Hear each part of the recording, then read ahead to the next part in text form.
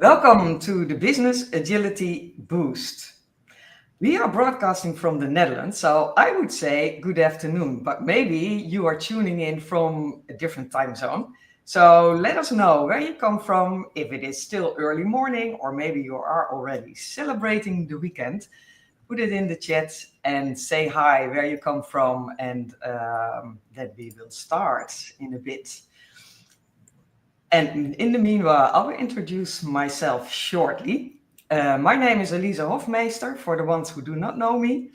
I'm founder of Twingster, and it's my purpose to create spaces where everyone is able to thrive. Human-centric, purpose-driven, value-based. And I do that with our consultancy and academy, but LinkedIn is also a great space to share information and to learn from each other. So let us know what you would like to know already from Evan, because today I'm super excited. We have a special guest, Evan Laybourne. He is founder and thought leader of the Business Agility Institute, and we will dive into the 7th report of Business Agility towards human-centric organizations. So let's invite Evan to the stage. There we go. Good. Hi, Evan. How are you? Morning. How are you doing, Evan? Doing very well, thank you very much. It is a bit late here, 10 p.m. here in Melbourne, Australia, but I'm very much looking forward to the conversation. Yeah, and we are very happy to have you here in the studio. And there are a lot of people who already added some questions up front, also in my inbox. Hi, Harald, welcome from Germany. And there are some people who you are very familiar with, I think. Chantal Snell, good afternoon, joining from the Netherlands. Hi, welcome. So, Evan, we are diving into the Business Agility Report. But before we do, I always ask, what does business agility really mean? I mean, that is a pretty good question. And the good news is I can answer that question. So we would define business agility as a set of behaviors, capabilities, and ways of working. It's not the practices, it's not the frameworks, it's not the systems, but rather it's how you act. If you act with agility, you have agility. And it's these behaviors, capabilities, and ways of working that affords an organization, a business, the freedom, the flexibility, and the resilience to achieve their purpose. And now the magic 6 words, no matter what the future brings. And ultimately, for us, that would be the definition. That's what business agility means. Do you have the ability, the freedom, the flexibility, the resilience to achieve your purpose, to serve your customer, no matter what the future brings? Sad truth is most organizations don't. And so that's what we explore and what we try to understand. What is it that's holding organizations back? Yeah. Okay, well, that's a great definition, Evan. And we are absolutely curious about what we see along the years, because this is already the 7th report, right? And we see organizations who now were part of this research, who are already on their way, some for 8 years, but some also starting. So this team last year was towards human-centric organizations. What shifts in the industry made this focal point? So there have been a lot of shifts. And if we look at 2023 for a moment, we saw actually a massive drop. We saw 2018, 2019, 2020, 2021, 2022, through the pandemic, we saw ongoing and continuous improvements in business agility. Steady, slow, but measurable improvement. 2023 saw a massive drop across pretty much every single index. Collaboration, the ability to act as one of the capabilities that we measure, dropped substantially. And when we looked at the data and when we spoke to people, what sort of emerged was that there was a breakdown in trust, a betrayal almost, between organizations and their employees. And if you think about it, we go through the pandemic and we're all in it together, right? We're all working. We know things are difficult. We know things are tight and tough. Everyone kind of like does what they can to make it through. And yes, some people lost their jobs, and that was sad, but you knew why. It was no one's fault. It was just the world we were in. And along with that came remote work and all of those other pseudo benefits that came along with the pandemic, or at least like emergent opportunities, let's call it that came along with the pandemic. But 2023, the pandemic was over, and organizations started behaving like organizations do. Right? Layoffs happened again, right? Tens of thousands of people being laid off across the tech sector. You saw the return to office agenda and mandates sweeping companies across every country. A betrayal of the, you know what, this work from home works. And suddenly, no, it doesn't. We're all coming back to the office. And that betrayal showed itself in the data. Companies were seen as no longer being human-centric, people-centric, customer-centric, employee-centric. And that was obviously sad, frustrating. It was like disappointing to everyone. Then we hit 2024, and we could see from the data month by month, from around the November 2023 up to when we published when we stopped data collection in September 2024, we could see a steady increase across every single one of our metrics. And organizations weren't necessarily behaving better, though in many cases they were. But what we really had was this rebalancing of the relationship between employee and organizations revalidating this, you know what, we need to be human-centric. Yeah. Now, I've been talking a lot, and I'm going to be quiet. I would like to add one more macro trend that happened in 2024 that drove the increase in business agility. And I emphasize that very deliberately. For those who are listening and participating in the agile ecosystem, capital A, agile, Scrum, SAFe, LESS, DA, product and technology level agility. The demand for agile professionals dropped drastically. Now, I had to caveat what I just said there.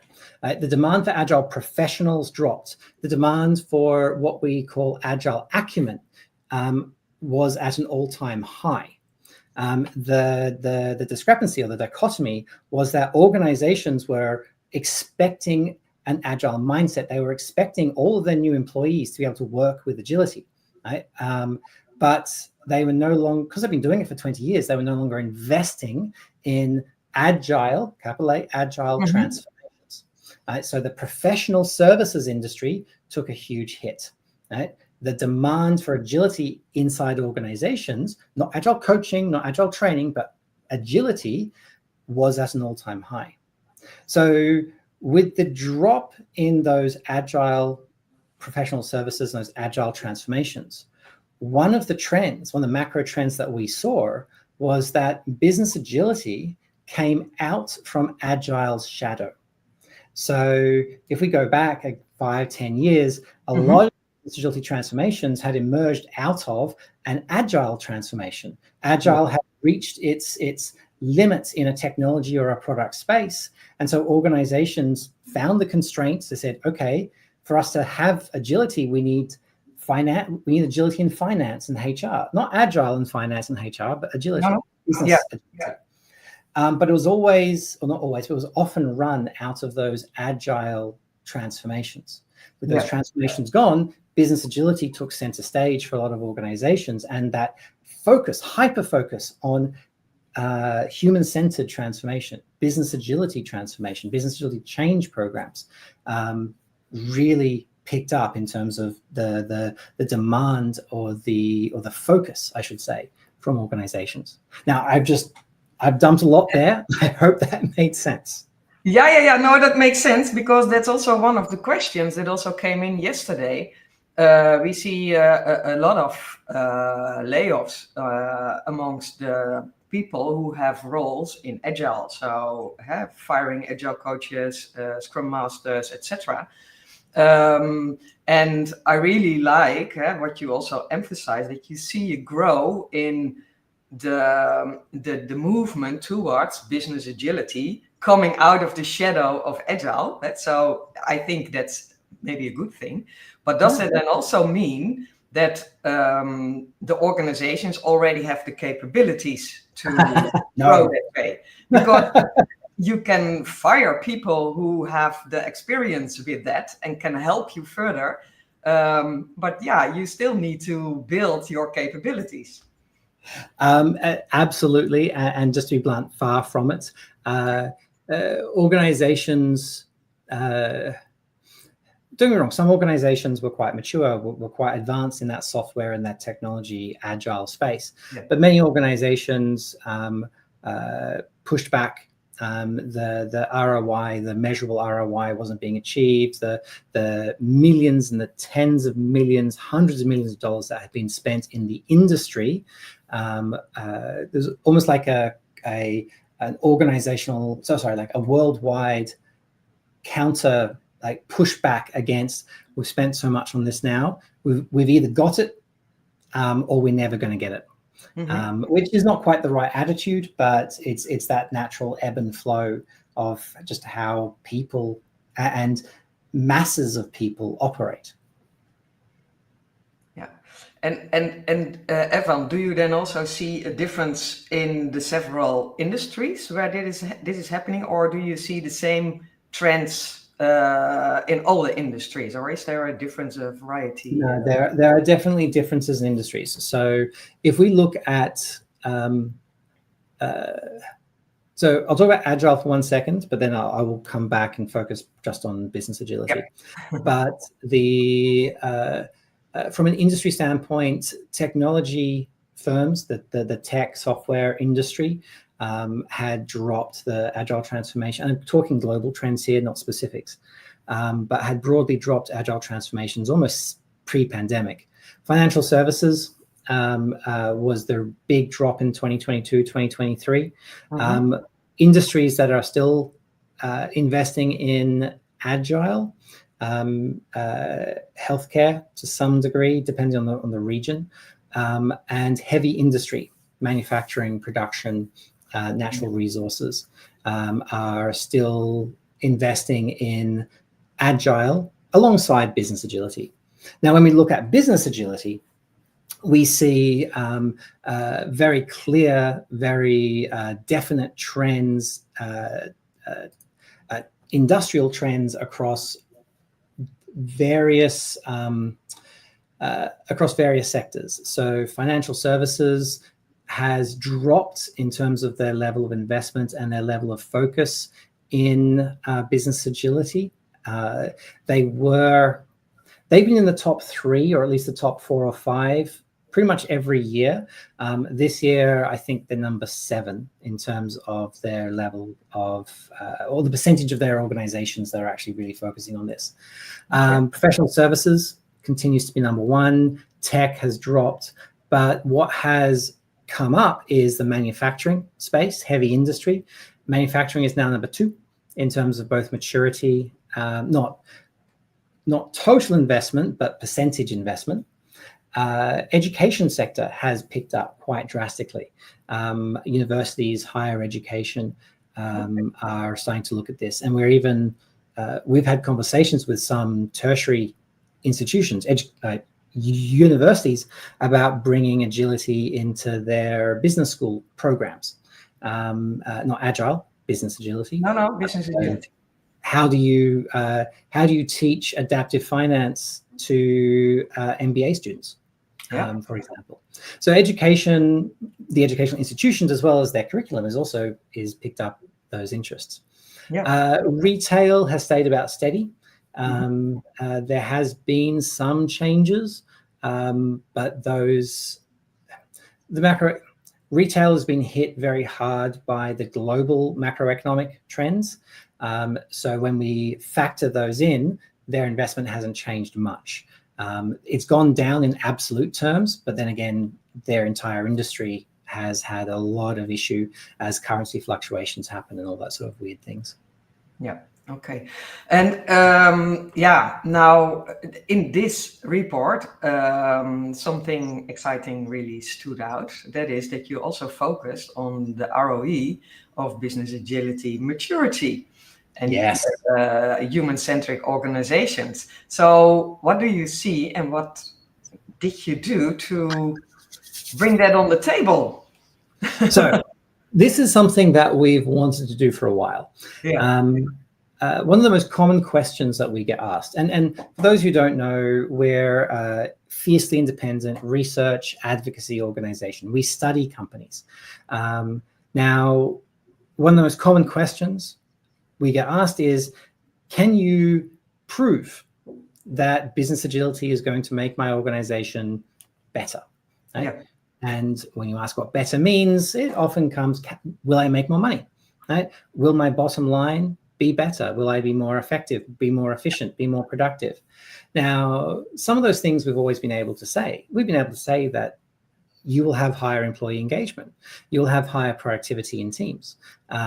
If we look at it from, let's take the ability to balance governance and risk. Governance is such a huge constraint in organizations that have governance procedures disproportionate to the risk that they're trying to control. And so you bring in sort of adaptive governance or agile governance concepts, audit-based governance, then yes, you streamline organizations, but can we prove it? And that's always been something that's been challenging. We've got anecdotes, we have case studies and references of organizations that have seen drastic improvements. But again, they want to know, show us the data. So this year, what we did is we've had just over 2,000 organizations take part in different studies. So we have a lot of data. So we went, okay, let's look these companies up. Now, for those companies that are publicly listed, that have to publish annual reports, we went and over an inordinate amount of time, went and copied their financial returns over the period that they've been investing in business agility, out of all of their annual reports. 140 something organizations. I would need to look at the exact number to remember exactly. Now, what we found is that there is a very, very clear correlation between their revenue growth and their maturity in business agility, or the change in maturity in business agility. On average, every single organization in the cohort that we were looking at went up in revenue by 24%. Right? So doesn't matter how good or bad they were at business agility, on average, every single organization went up 24%. Okay. But when we split that in half and we said, these organizations, their business agility went down over that time period. They got worse. These organizations, their business agility went up. Right? And again, and I should note, we're measuring behaviors here, organizational behaviors, not practices. I don't care what they're doing. Behaviors and capabilities. So in this cohort, they improved at these capabilities. They were expressing more of those behaviors. The cohort that increased business agility saw increases in revenue on average of 31%. The organizations whose business agility decreased, who got worse, only saw increases in revenue on average by 8%. So the question is, do you want 8% growth or 31% growth? And I think most organizations are pretty clear which one they would prefer. Yeah, I think so. This is where I have to do like the research caveats. First of all, that is correlation, not causation. We are not saying that business agility will increase revenue. What we're saying is that there is a very strong relationship between revenue and business agility, where when business agility goes up, as does revenue, technically revenue per employee. And likewise in the inverse. Very clear relationship, but it is not a provable causative relationship. There may be other factors at play that are influencing both. I'd also note that, again, from a stats standpoint, we looked at revenue per employee, not straight revenue, because we were looking at companies of various different industries and different sizes. So to get a number that was more comparable, we looked at it as revenue per employee. Raw revenues also went up and not, or less up, but just that had company size was a big factor in how much they went up. So that's why we went revenue per employee. So that's stats stuff. You don't need to worry about that. The main one you need to remember is this is correlation, not causation, but it is a very strong correlation. And that's amazing to see. And it's also great that you are now able to bring this to the table because we are already several years on the way. And it's good to see that organizations really benefit from becoming more mature in business agility. Great to see. And the human-centric part, of course. However, there are also still challenges and pitfalls, and you also mentioned them in the report. And what I always find very interesting is that still organizations that are already years on the way in business agility struggle with these challenges like leadership, siloed way of thinking, governance, alignment of goals. So how do you view that? What can you explain a bit about that? How we have to look at it? Because I always say, how can it be that we still struggle with these behaviors and challenges, but we are very mature in business agility? So you're absolutely right. Now, I've just quickly, I'll just share my screen for a moment. And I'll bring it to stage, okay? Lovely. What I'd like to highlight is the impact of leadership. Now, leadership has been number one or number two top challenge every year since we've done this. The impact of leaders, their patterns of behavior, their culture, their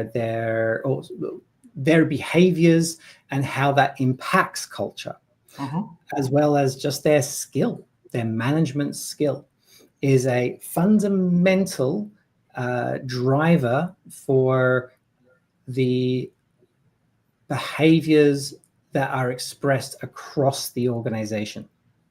So when we look at it, and so why is it still the same impact year after year?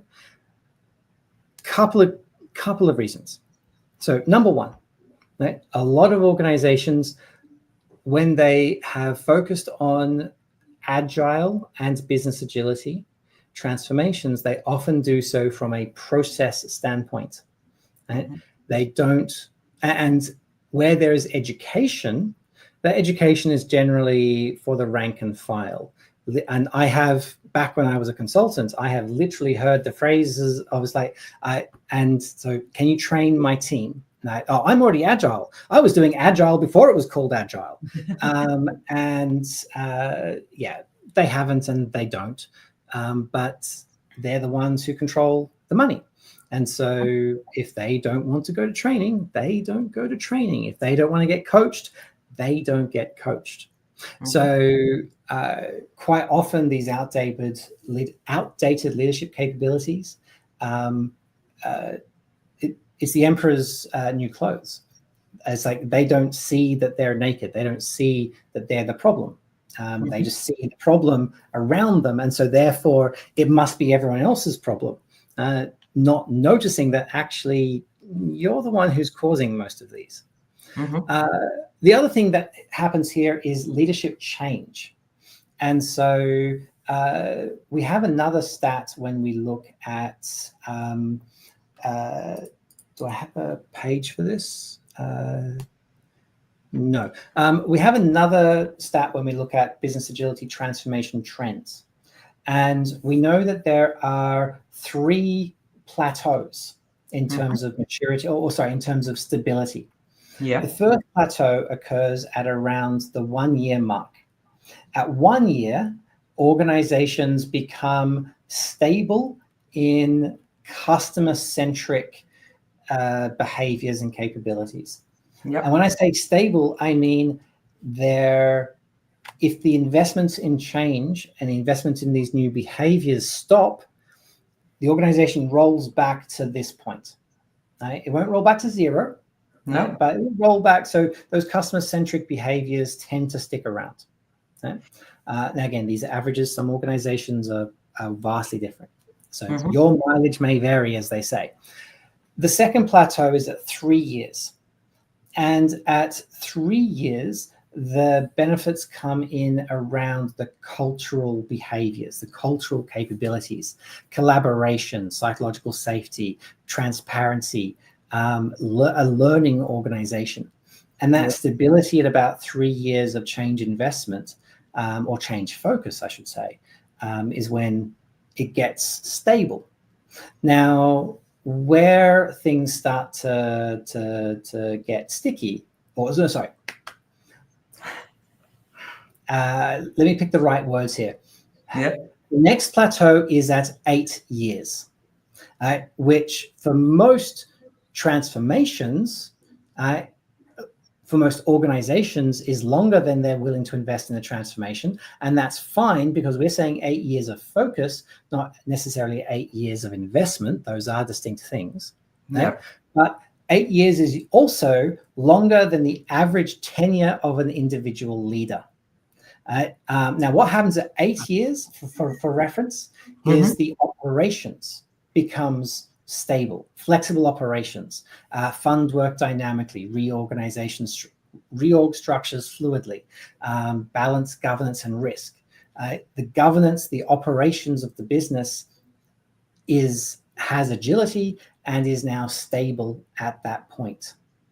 Now, this is where where leadership undermines this, is because after, let's say, a leader changes in 4 years, what does a new leader do?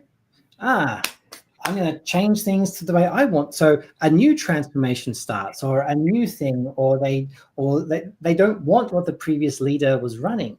And so they start again, or they do something different. And so the focus on business agility is never given enough runway to actually become established. And so for those and other reasons, is one of the main causes as to why leadership is and continues to be pretty much the top challenge year after year. Yeah, I understand. And last week I was discussing with a coach who was coaching also, the organization is also in a journey to business agility. They don't call it that way, or an agile transformation, but really it's our way of working. That's also what we see in the report, right? That there are some organizations who say, it's just our way of working. But still, they said in the, sorry, Evan, keep in mind what you want to say. But to explain, he said, we are, and there we also come to the topic of governance. We are working with transparent governance, or we try to implement transparent governance, visual management, the OBEA. It's also mentioned in the report that organizations work with that. but they still struggle to get the leadership and the C-suite in. So what would you suggest to do? Because I know what you said before, that leaders, if there is a new leader coming in, then they also want to do their own thing, changes in strategy, and so on. So what would you suggest to do, or what do you see organizations do? Do you have an example? So many different examples. Yeah. So part of, how do I put this? Politics is the currency of human systems, right? And you can quote me on that. We often talk about reducing the cost of change, and we're talking about the financial cost. Great. Yeah. But unless you also reduce the political cost of change, change will never occur. And so the role of a change agent, a coach or a transformation lead, their responsibility, their role needs to be to make change politically cheap, or perhaps to put it another way, to make staying the same politically expensive. Right? And I'm talking office politics here. I'm not talking about toxic politics, toxic environments. Like, those are bad in every case. I'm talking about the informal networks, the relationships, the how work gets done here kind of politics. So if politics is the currency of human systems, it is the role of the change agent to reduce the political cost of change. Now, part of that comes from change agents increasing their sphere of influence. So quite often, a change agent has a sphere of control. Right? This is your remit. This is your mandate. You're going to transform this part of the organization. Great. But if that's not the part of the organization that is constraining agility, and you don't have control over the area that is constraining agility, say finance, then you, or as a change agent, need to increase your sphere of influence, build the goodwill and the political relationships, so that you can have a conversation with the CFO. You can talk to her about agility, not agile, right? But about agility, and find those win-win scenarios where both parties are getting what they want. Now, there's a whole art to building your sphere of influence, to building goodwill. I won't go through all of it, but I will highlight one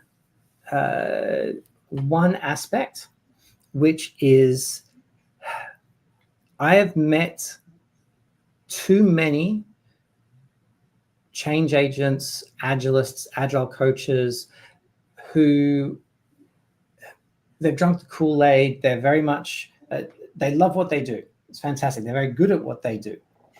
But sometimes they forget that there are reasons why other areas do things the way that they do things. Right? There's a reason why finance defines budgets the way that they do. And so if you go into the finance department and start talking about adaptive finance or beyond budgeting or throughput accounting or lean accounting, and you start talking about the need for finance to become agile, then the CFO is going to very rightly kick you out. It's like, these budgeting processes have been serving us fine for the last 100 years. Why should we change? No, it's how every other company on the planet does it. It's the generally accepted accounting principles, which they are, the gap. But you go in there and you understand, okay, your finance, you're looking for predictability. You want to look after you have a fiduciary responsibility to the financial health of this organization. You want predictability. You want to know that the 100 pounds or the 100 million pounds that you're spending is being spent in the right place. Great, absolutely. Now, as an agilist, as a business agilist, can you convince the CFO that business agility is going to give her greater predictability than the traditional budgeting processes she has right now? And the answer is yes. But if you go in there talking about Scrum or beyond budgeting or throughput accounting, then no, she's not going to listen. But No. if you go in there talking about, okay, we can give you predictability of outcome. We can't give you predictability of output. Let us change the output. Give us flexibility in where we spend the money. But we will measure on a weekly, monthly basis the business impact of what we're spending. And if we're not spending money wisely, we will adjust what we're spending it on. Right? That's the flexibility. What is fixed, what is predictable is the outcome. We are committing to a business impact, a business outcome, and we're putting flexibility into the scope or whatever, or what we're spending the money on. And I don't know a CFO who, when you've built some political capital, won't listen to you and go, that's a very good idea. How do I get some of that? Yeah. And so that's how you make it happen.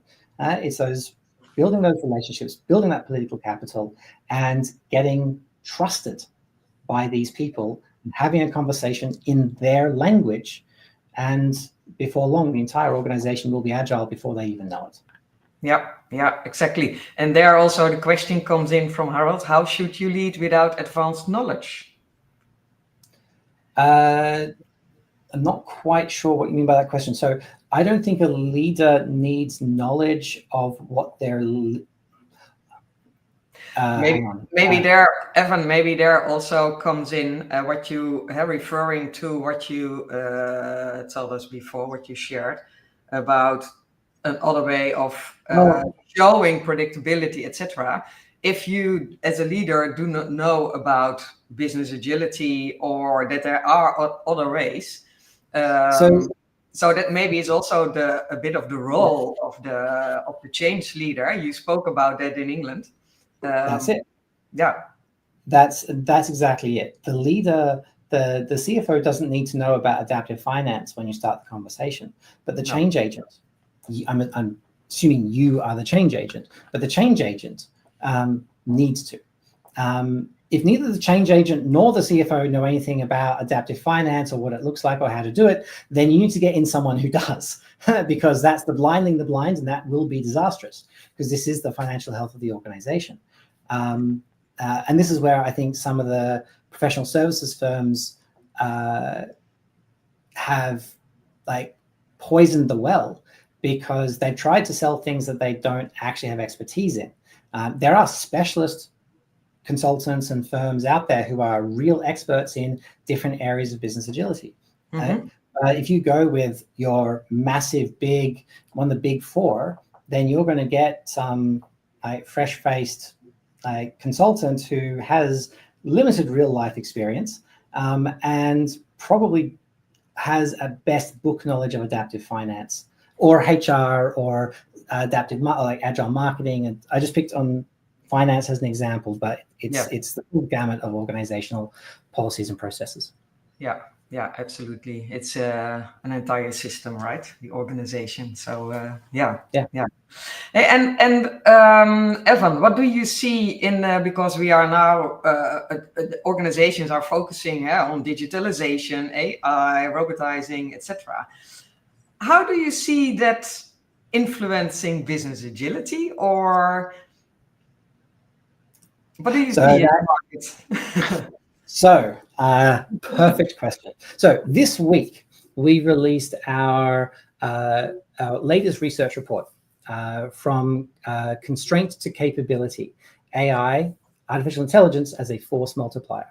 Now, this report looked at the fundamental premise emerged from the observation that a lot of organizations were investing in AI, but very few were achieving the business benefits that they were expecting.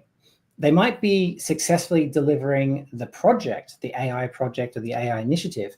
They might do what they set out to achieve, but the business impact that they wanted from it, the productivity multiplier, the efficiency multiplier, the customer engagement multiplier, whatever multiplier they were expecting from the use of AI, they're not achieving. And what we found was, of no surprise to those agilists among us, which is probably all of us, that the systems of the organization were absorbing, like eating up all of the AI benefits. if you were looking for a 3 times productivity multiplier, but your leaders can't make decisions 3 times faster, if you can't get market feedback 3 times faster, then those benefits just get absorbed into the organizational bureaucracy. Right? They're not achievable benefits. And so what we found is that the total benefits, depending on what impact we were looking for, could be up to like 3.2 times, a 3.2 times multiplier. But most organizations were barely achieving 1.2, 1.3x with their investment in AI. And the rest of that potential just lost in the organizational bureaucracy. Now, you'll have to download and read the report if you want to see what to do about it. But I'll give you a hint. Sorry, Evan, the report is visible and downloadable from the website Business Agility Institute, right? So businessagility.institute. Yeah, we will add it in the comments. Yeah, great. It's just below the fold. It's the first link in the little boxes. There's the report. It would also be nice to see if the organizations who are already working for years on increasing the business agility in their organization, how they benefit from that, if there is a relationship. Well, that's what we found. We found that the same capabilities that emerge from business agility, the ability to cultivate a learning organization, also unlock AI. Right? And that's the beautiful thing about constraints is when you unlock a constraint, it unlocks, well, a lot of things, not just perhaps the one thing that you're hoping to unlock. Cool. Nice. Evan, we can talk for hours, I think. I will have a look if there are some extra questions in the comments which we missed. Don't know. No, don't think so. Well, guys, everyone who's listening, if we missed something, then please add it again in the comments, then we can put it on screen. But Evan, before we finish, when an organization now likes to start on their journey and increasing business agility in the organization, and especially, I do not say an agile transformation or whatever, but what would be an advice you would give to leaders in the organization if you want to start this? You want to start? Yeah, so, what can they learn from the organizations who are already on their way? So let me give you 2 answers. Yep. The first answer I've already touched on a few times, and that's constraints. Yep. So for those who don't know, theory of constraints says that in any process, there's a constraining factor. So you're building cars on a production line. If it takes you 4 minutes to install the wheels and 5 minutes to install the engine, no amount of transformation on the wheel team is going to improve throughput. It's still going to take you 5 minutes to to produce a car. Corollary is there's always a constraint. So if you do transform the engine team, get it down to 3 minutes, the constraint moves to the wheel team, which is now 4 minutes. So that extra minute you saved installing the engine is lost because that might be 3 minutes now, but the wheels still take 4. Evan's theory of agile constraints: an organization can only be as agile as least agile function, and that's not technology anymore for most organizations. No. So for organizations just getting started, my key piece of advice is you will reach a point of diminishing returns in your transformation, in your local transformation, very quickly. 6 months, maybe 12. And if you do not look at agility at the organizational system level, then just expect to hit that plateau, hit a point of diminishing returns, where you're not going to see much more benefit until you start looking at other areas of the organization. Second thing that I'll say just very, very quickly is we use a model of change leadership called the elephant rider path. Yep. The rider is the executive function, the elephant is the body of the organization moving, and the path is what the elephant follows. The role of a change agent, right? If you are a leader or a change agent trying to change the organization, then my biggest advice: change the path ahead of the elephant. Don't try and change the elephant. Right? you need to motivate the elephant to move, absolutely. And motivating the elephant is an entire skill set in its own right. But those policies and procedures, the environment that you create in an organization, right? The KPIs, the measures, the policies, the processes that you follow are a huge driver to the behaviors that you get. There is nothing easier than the status quo.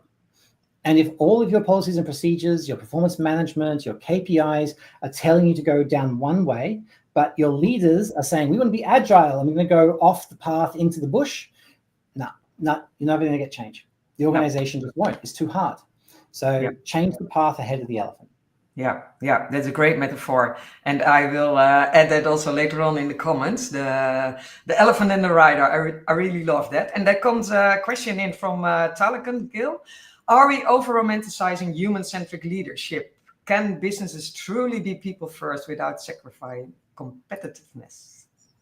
So I will literally just remind you of this. Can you put that slide on the screen? Yep.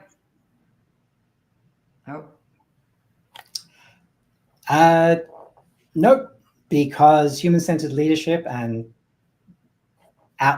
beyond that, business agility drives competitiveness. It drives revenue rather than being a limiter of it. So yes, organizations that forget this, they don't perform as well. We have the data. Yeah, cool. Great to see this. And I'm really happy that this is part of the research also now, and that you that we can show that. So invest in your people, and then the outcomes will be there. You will see results. Last question before we finish, Evan. If you have a magic wand, what do you see in the next 3 or 5 years? What do you see evolving, or what would you like to see? So what I would so let me answer the question you asked first. Not the magic wand question, but what do I see? So right now there is a counter trend to business agility, an opposing force, if you will, the dark side, which I'm calling authoritarian leadership. Mm-hmm. The return of micromanagement, the sort of the Musk style management theory that says just ride people, crack the whip, and you'll get good results. And that authoritarian leadership is appealing to many people and many leaders, especially those leaders who never fully bought into business agility or the human-centered leadership. Those leaders for whom it's easy to micromanage. That's their preferred style of management. Yeah. And Musk has given them a proof that it works, because don't get me wrong, Musk has been successful. Of course he has. Now Musk has been quite agile in other ways, but that's a different conversation. So you can be agile for evil as well as for good. Dropping bombs. But my point, rambly though it is that this counter push of authoritarian leadership is something that is taking hold in organizations. So you need to be mindful of those opposing forces. 5 years ago, there was no the opposing force was the status quo. The status quo wasn't fighting back. They were just there, and they were big, and they were slow to move. Right? Business agility, agile gained traction because they pushed back. They pushed. Right? Yeah. The status quo just was hard to move, but they didn't push back. It was just heavy. Right? This authoritarian management is pushing back, right? And it's a threat. It's something that we have to, and all of us as an industry have to be very mindful of as something that's emerging. So your other question around the magic wand, right? Honestly, I would like to see people feel respected at work. I'd like to see customers being respected and treated appropriately. And if I could wave a magic wand and all organizations had that, I'd be out of the job, and happily out of the job. Yeah, that would be a nice wish. So let's work on that together, right? Yeah. All of us. All of us. Yeah, we all have a job to do there. But if we all take one step, then maybe we can make a ripple effect. Would be nice. There's a question coming in. Is the revenue and business agility correlation cited in your report? Just wondering what the date is post-COVID. Data was started in 2018 all the way through to 2024. So pre, during, and post-COVID. Yeah, and it is part of the report, so we can find the data there, right? Yeah. Yeah, okay, cool. Well, thank you, Evan. Did we forget something to highlight? No, just a reminder, we got the new report out. Check out businessagility.institute to see the new report. And if you have any questions, look me up on LinkedIn, and very happy to chat. Cool. Thank you, Evan, so much for your time, because I know it's already late in the evening and you're part of the world. So I'm always impressed that you show up everywhere. What time it is around the world doesn't matter, but you are there. That's highly appreciated. So thank you very much. And I wish you a great weekend. And everyone who was here watching live or maybe watching in the replay, thank you for being here. Thank you for joining, raising your questions and comments. And if there are questions afterwards, please add them in the chat, in the comments, and we will respond to that. Wish you all a great weekend, great day, rest of the day. And till next time, in 2 weeks' time, we are back with the next Business Agility Boost, also live on LinkedIn, related to change readiness. Thank you. Bye-bye. Thank you all. Thank you, Elise.